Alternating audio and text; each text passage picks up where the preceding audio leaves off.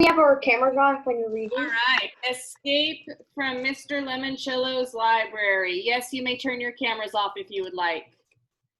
Chapter 44.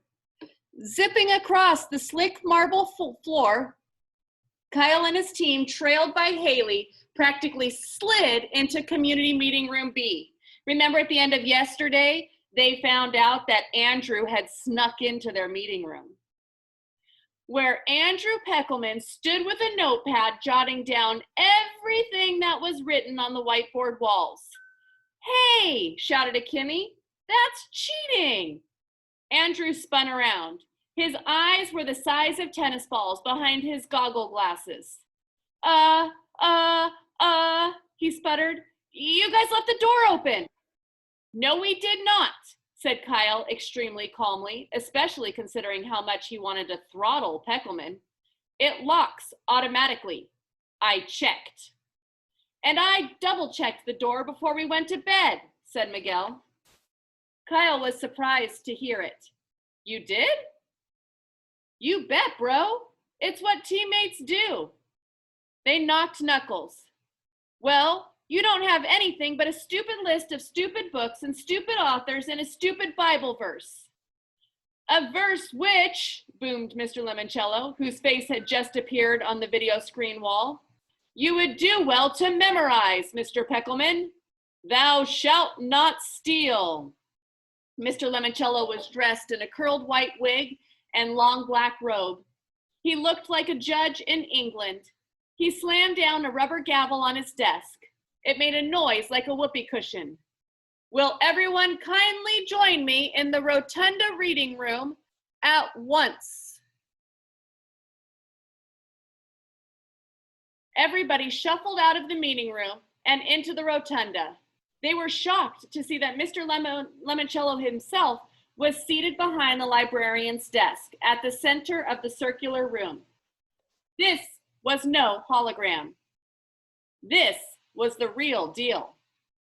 Charles, all smiles, made a grand entrance, slowly descending one of the spiral staircases. "Good morning, everybody," he called out cheerfully. "What's all the excitement? Did I miss something?" "Just your man Andrew trying to cheat," said Miguel. "What? Oh, good morning, Mr. Lemoncello. I didn't expect to find you here, inside the library. Isn't today your birthday, sir?" "Yes, Charles, and there's no place I'd rather be on my big day than inside a library surrounded by books. Unless, of course, I could be on a bridge to Terabithia." "Well, sir, I must say you're certainly looking fit and trim. Have you been working out?" "No, Charles. Today I will be working in." "I beg your pardon?" "Today I will be working here, inside the library, supervising the final hours of this competition." "Oh, I don't think it will take hours, sir," said Charles. "Not to brag, but I suspect some of us will be going home very soon." "You are correct. For instance, Mr. Peckelman. He will be leaving right now." "What?" whined Peckelman. "Why?" "Because you cheated. You tried to steal the other team's hard-earned information." Peckelman's eyes darted back and forth. "It wasn't my fault. It was Charles's idea." He whipped up his arm and waggled his finger.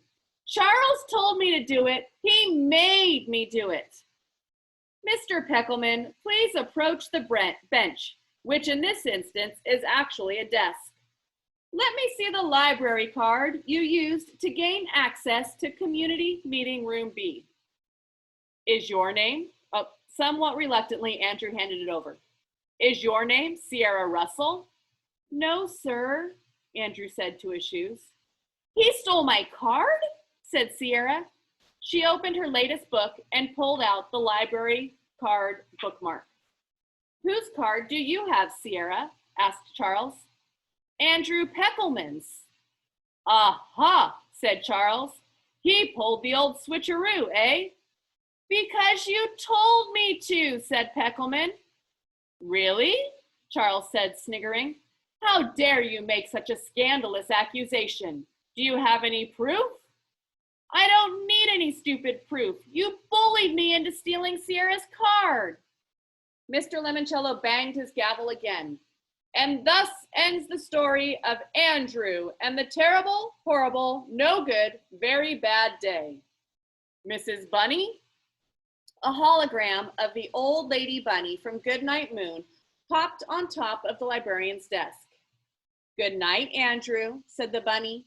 Your time with us is all through. Clarence and Clement, the security guards, appeared and escorted Peckelman out of the building. Sir, said Sierra, would you like Andrew's library card for the discard pile? No, thank you. That card is now property of Team Kyle. Haley Daly raised her hand. Yes, Haley? Kyle saw her shoot a withering glance at Charles. How may I help you, dear? Asked Mr. Lemoncello. Well, sir, if it's okay with you, I'd like to switch sides. I want to join Kyle Keeley's team. Chapter 45. Zap, said Mr. Lemoncello, waving his arms like a magician. Zip! You're now on Kyle Keeley's team. Haley, said Charles, how can you desert me? The same way you just deserted Andrew. Do we get her library card too? Asked Kyle. Indeed you do, plus any and all information she chooses to share with you. And so, Charles, I ask you, would you like to quit your team and join Kyle's? Excuse me? You know, all for one and one for all. Sir, with all due respect, that may have worked for those three musketeers in a trumped-up work of fiction, but I'm sorry, that is not how things work in the real world. Out here, it's every man for himself. What good is a prize if everyone wins it? I see, but Haley knows all the clues you've collected. True, sir, but I doubt she realizes what any of them mean. Kyle could see Mr. Lemoncello's nose twitch when Charles said that, and it wasn't a happy bunny kind of twitch either. It was a joke, sir. Charles must have seen the nose twitch too. Oh, I see. Like the one about the boy named Charles? Hilarious. Remind me to tell it to you sometime.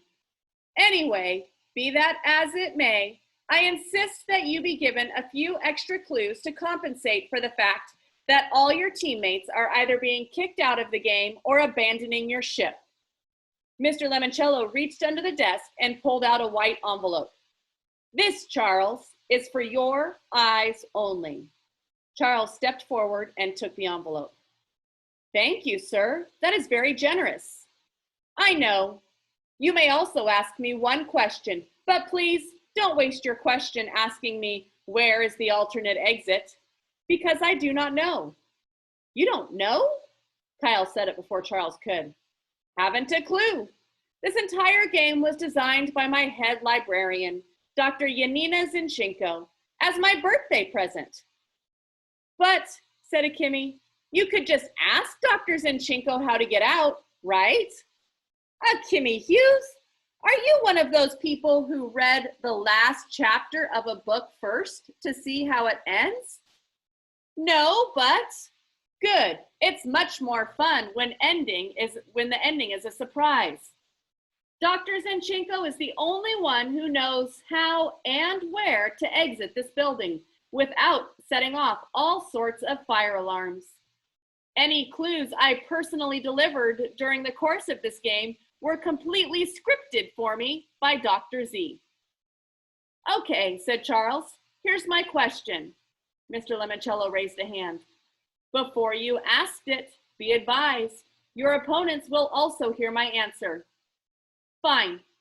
Why is the book on the bedside table in your private suite from the mixed-up files of Mrs. Basil E. Frankweiler by E. L. Konigsberg? Because when I was your age, Mrs. Tobin, my local librarian gave it to me. Miguel raised his hand. Yes, Miguel? Can we have a bonus question too? He asked politely. No, said Mr. Lemoncello. However, I will give you one bonus answer, which Charles, of course, will also hear. Your bonus answer is lodgepole, loblolly, and Rocky Mountain White. What are the three different kinds of pine trees? Said Charles just to show off, and to let Kyle's team know their bonus answer didn't give them any kind of advantage. I am told that is correct, said Mr. Lemoncello, touching his ear. He reached under the desk again, and this time pulled up a 3-foot-tall hourglass, a giant version of the red plastic timers that came as standard equipment in a lot of his games. He turned it over. It's the jumbo 3-hour size, he said as the sand started trickling down, because it is now 9 o'clock, and you have only 3 more hours to find your way out of the library. Good luck, and may the best team, or in Charles's case, the best solo effort, win. We'll do one more, chapter 46. Let's see what kind of real bonus clues Mr. Lemoncello is serving up today, Charles said to an empty conference room. He really didn't mind flying solo. It meant he wouldn't have to share his prize when he won it. Winner won all, losers lost all. That was just the way the world rolled. And Charles knew he would win. After all, he was a Chiltington. They never lost. Even if he had wasted his question about the mixed-up files book, turned out that Mr. Lemoncello was just a sentimental sap like Kyle Keeley. The book was there because his beloved librarian gave it to the old fool when he was the same age as all the library lock-in contestants. Boo-hoo, big whoop. And what was all that nonsense about pine trees? Preposterous. Unclasping the sealed envelope, Charles found 2 silhouette cards. Each one of them was numbered in case Charles couldn't figure out which books they would have been hidden in. Babied? Charles wondered. No, crawled. He examined the second free card. 3 dinners? 3 couples? A restaurant? This one was difficult.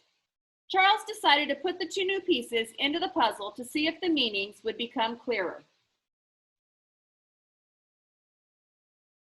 Charles was missing only one clue, but he had everything else. You can walk out the way blank crawled in past restaurant.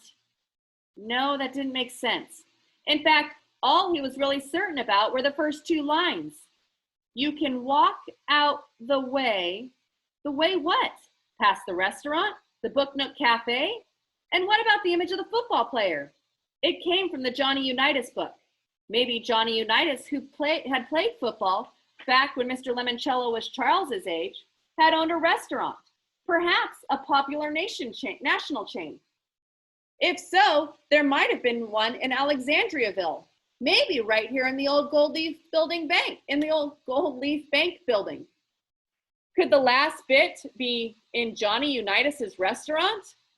Or what if Andrew Peckelman had been right all along, and it was the 19 that was the clue from the football player card? That would make the final line in 19 what? Dinners? Diners? Couples? No, anniversaries. The 3 couples in the bonus clue were obviously celebrating their anniversaries. 19 anniversaries. Was today the 19th anniversary of some major event in Alexandriaville? Charles shook his head. He knew the phrase would make sense only after he had completed the 3rd line, the only one that still had a blank in it. Blank crawled in. What if the missing image is an eyeball? Then the 3rd line could be I crawled in. Hang on, Charles thought. The one book in the staff picks display case nobody had found yet was True Crime Ohio, the Buckeye State's most notorious brigands, burglars, and bandits by Claire Taylor Winters. The last image was going to be a criminal of some sort. That one single missing book might tell Charles who had crawled into the bank, and more importantly, where they had crawled in. Was this the 19th anniversary of a famous bank robbery? Charles realized he needed help. It was time to ask an expert. That made him laugh, because Charles knew the top library expert in all of America, maybe the world, someone much more important than Dr. Yanina Zinchenko. Kyle Keeley and the rest of that bunch didn't stand a chance.